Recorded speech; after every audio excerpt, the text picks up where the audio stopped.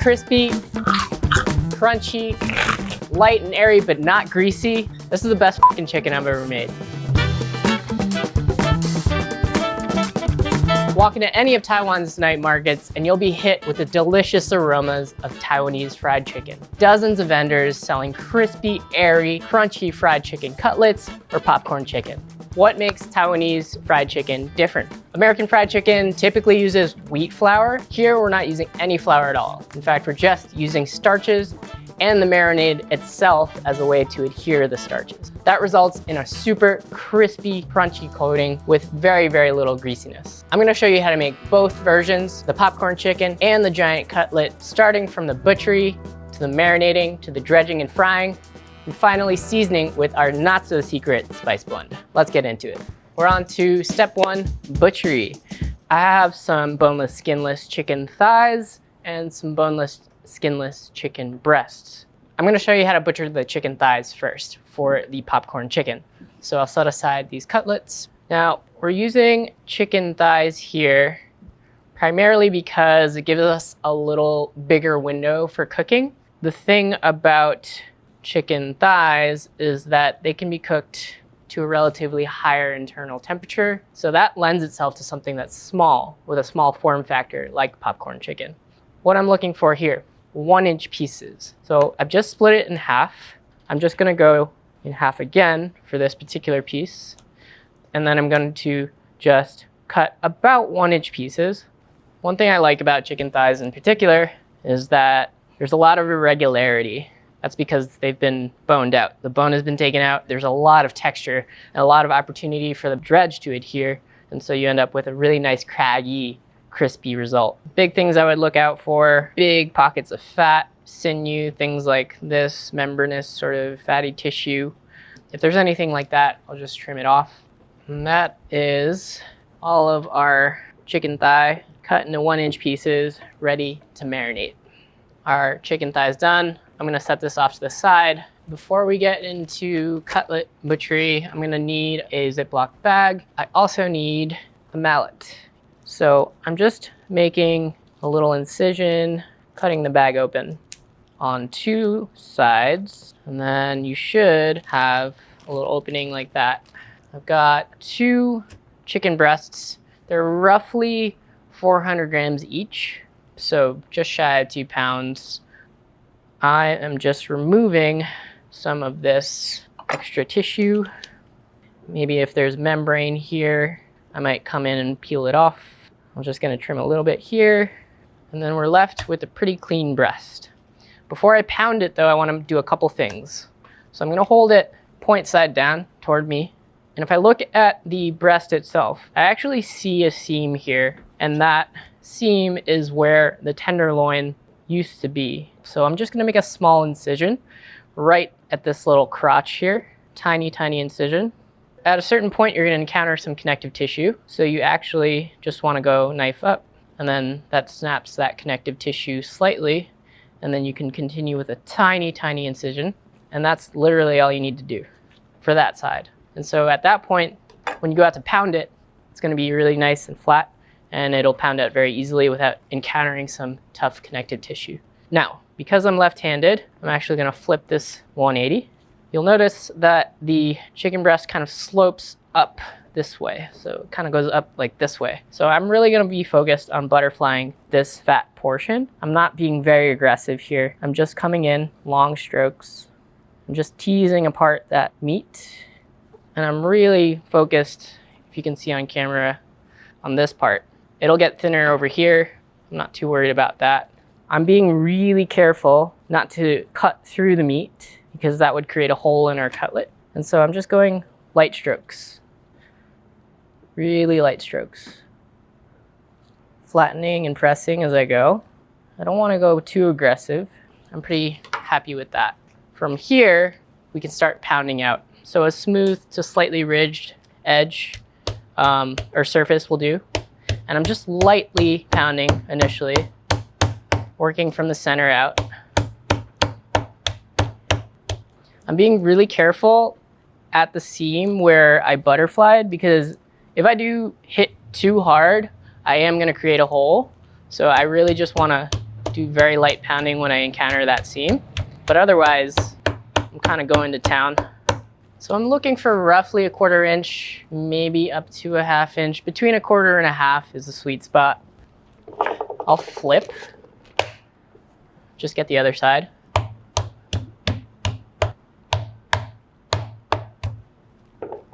And now we have a really nice butterflied and flattened cutlet. Only other job I might consider is if I wanted to add a little bit of texture to the smooth side, I would take my knife and just gently tap it like this. And that'll add a little bit of texture, and that will help some of the batter adhere and also the dredge to adhere. So that's one cutlet done, and we'll continue on.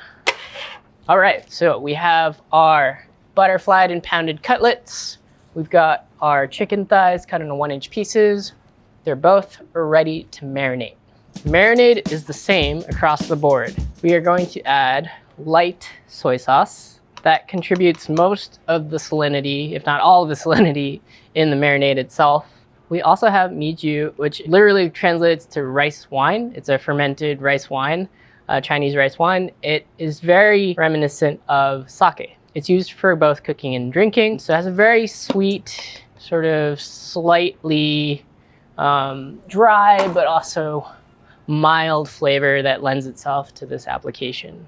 I've got some white pepper, and finally, most importantly, 5 spice. It defines the profile of Taiwanese fried chicken. So just give it a whisk, and then you're left with this brownish liquid.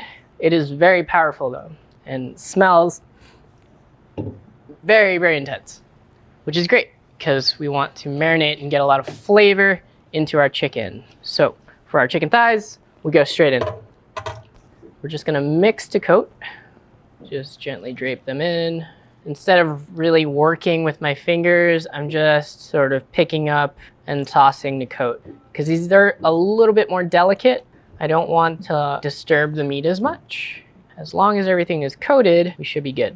So we have marinated our chicken thighs for popcorn chicken, our chicken breast cutlets for our daji pie. Once they're done marinating, we're gonna get ready to dredge and fry.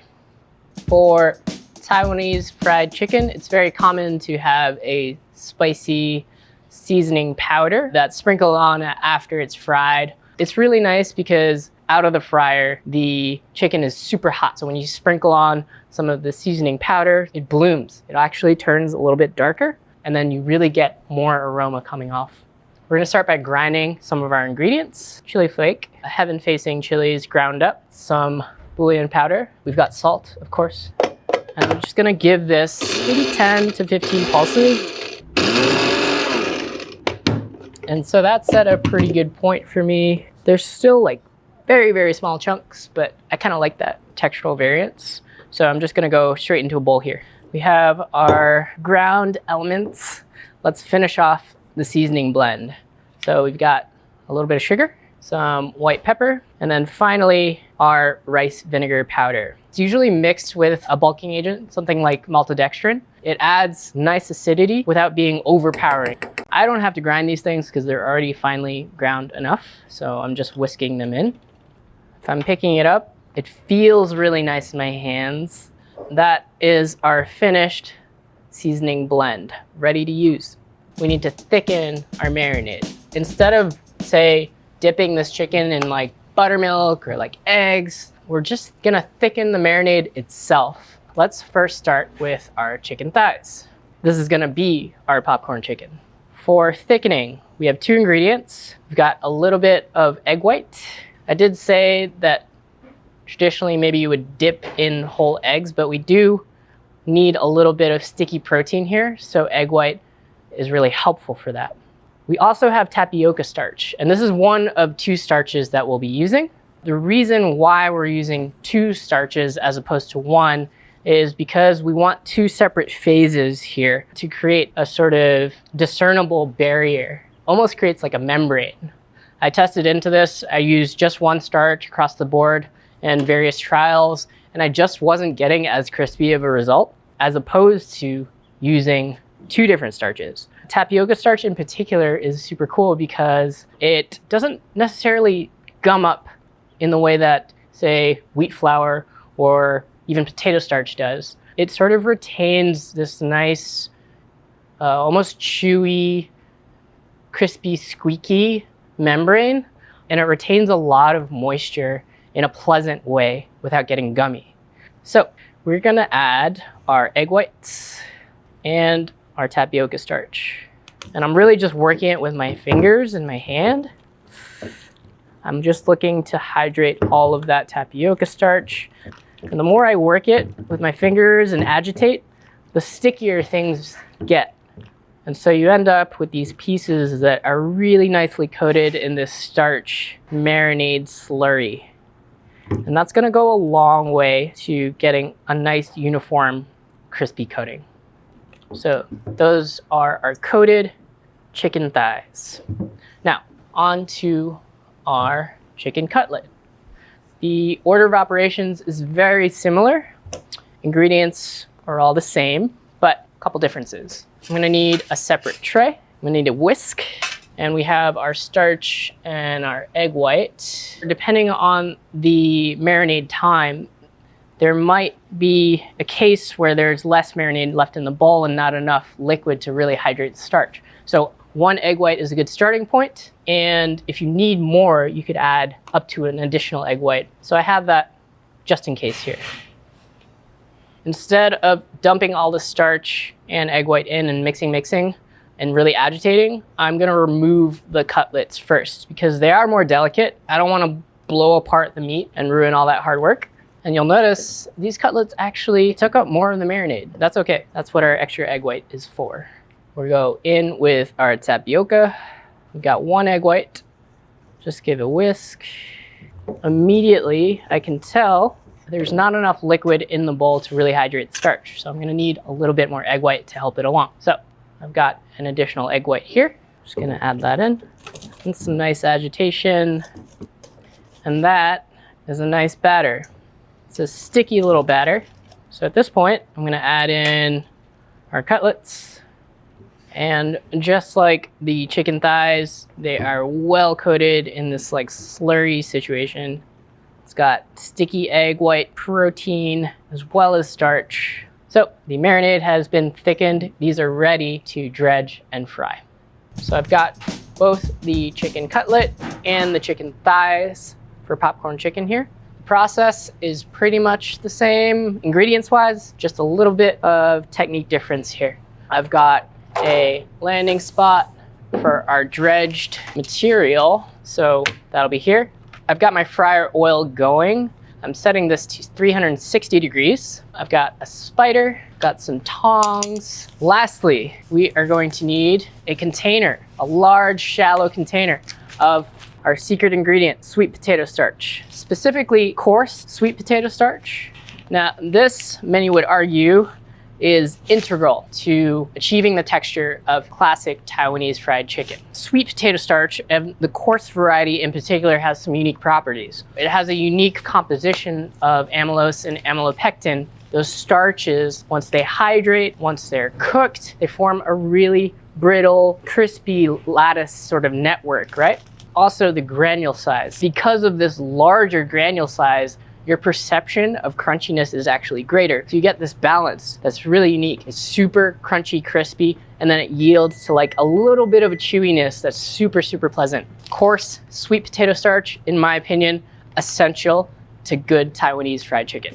So we've got our big cutlet chicken thighs. They are sitting in this marinade, super gloppy and thick. So I'm going half at a time, just because I don't want to overwhelm the container here and the fryer. So we're gonna be going in batches.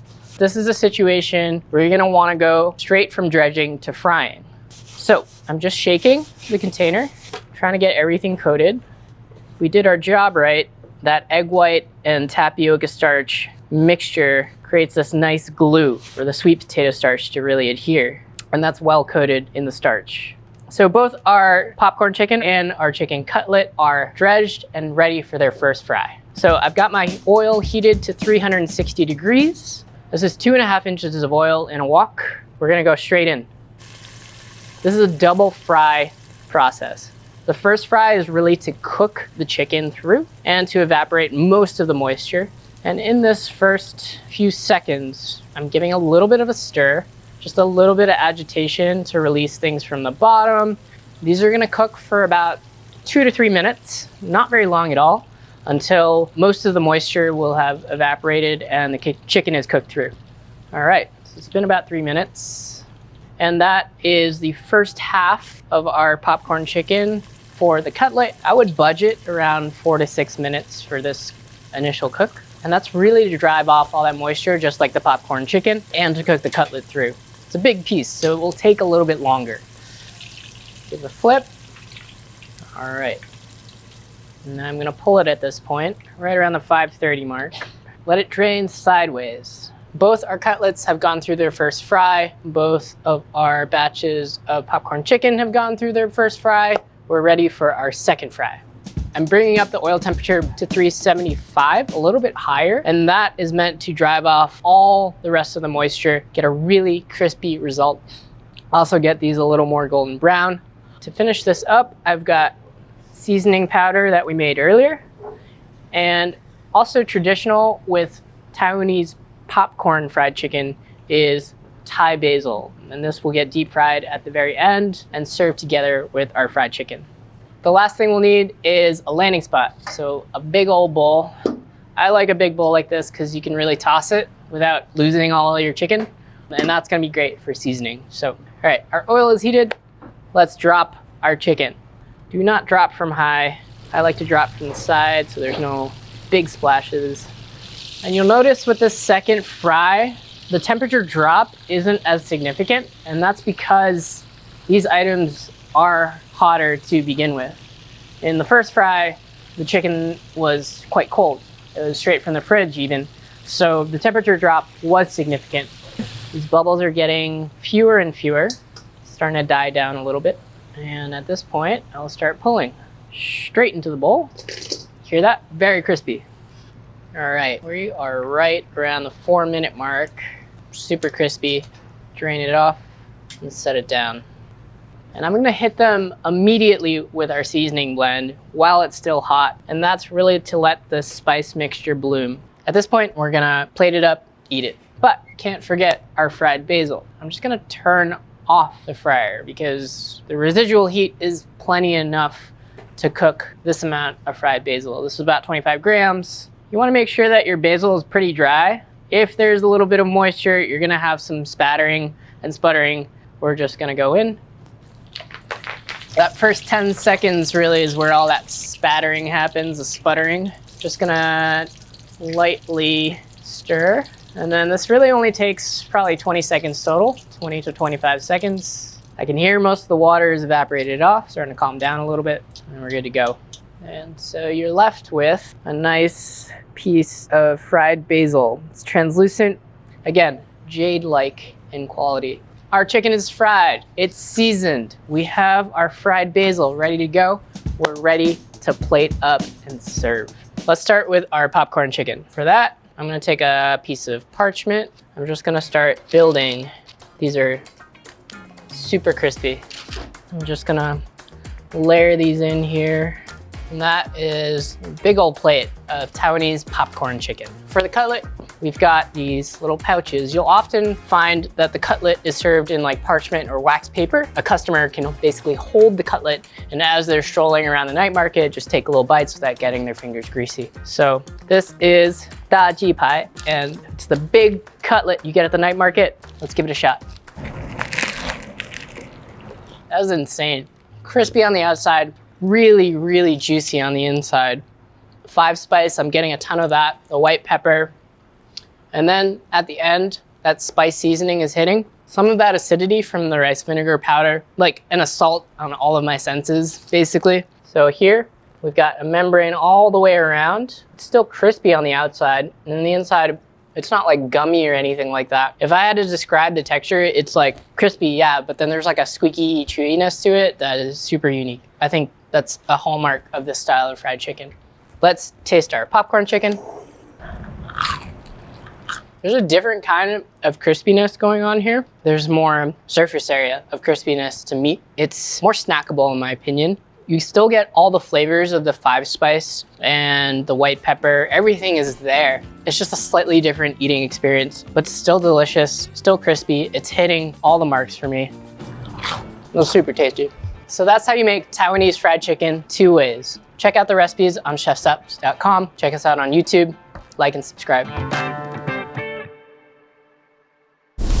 Subscribe to our channel and visit ChefSteps.com for more tips, recipes, guides, and tools to help you level up in the kitchen.